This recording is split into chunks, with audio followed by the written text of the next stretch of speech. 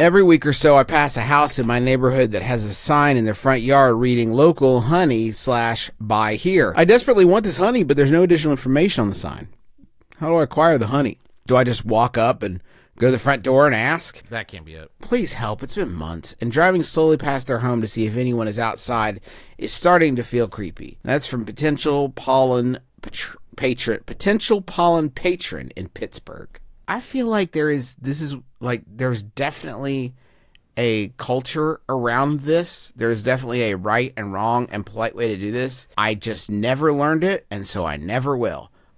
There probably is a time where if I showed up to knock on their door and say, give me some honey, they'd be like, come on, friend, buy this good stuff. Or another time when I knock on the door and they're like, you idiot. Obviously not now. It's not honey time now. This is why this person, I'm sorry, is doing it wrong. If you are a local producer of something, you go to the farmer's market, you go to a corner thing, you set up a thing, you do it that way. This would be equivalent of if, like, fucking Nabisco put a sign up that said, stop at our factory and buy some Nilla Wafers. No, well, except it's not at all even remotely like that. Yeah, it is. It's not. I go to the store to buy the Nilla Wafers that Nabisco makes. One is a national biscuit company that were I to have an untoward interaction with, I could make that very known on Instagram or call a 1-800 number. Make it content in a heartbeat. There are details that separate them, I'll admit it. Your premise was so specious, it's hard for me to even I'm still kind of reeling from it a little bit. Like, I hadn't nailed it down. Yeah, I hadn't figured out the ins and outs. I see that now. But you understand what I mean. Going to a local vendor's house who has a sign in their yard advertising their business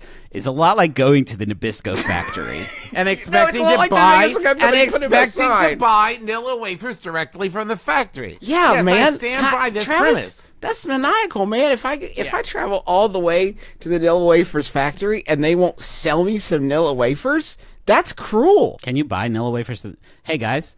We just got back into Nilla Wafers. Oh, they still hit. Oh, yeah. 100%. They have fucking vanilla or banana pudding at the Wegmans with a little bit of cream and Nilla Wafers tucked into it at the Wegmans. Yeah. So we bought that and ate it. And then we realized the Nilla Wafers are the best part. And there's only like 4 of them in here. So we got these little packs. And they'll sell you when you open a whole box of Nilla Wafers, you're like no forever. way are they selling these things in boxes. This There's is going to no last way. forever. And you can eat so many of them without feeling bad about your choices. If you have anything in your house you need to be dipped inside. Or sandwich between. Or sandwich between. It's the perfect amount of Nilla Wafers. They fuck so hard. And there's nothing else like them. There's nothing else I want to run like it back. Can we go to the Nilla Wafers factory and get some hot off the line? Oh, dude, can you imagine fucking soft oven-baked Nilla Wafers? Oven-baked Nilla Wafers. Oh, my God. Right off the line, flip on that red neon sign in the window. I'm showing up for those Nilla Wafers. And they fuck so hard because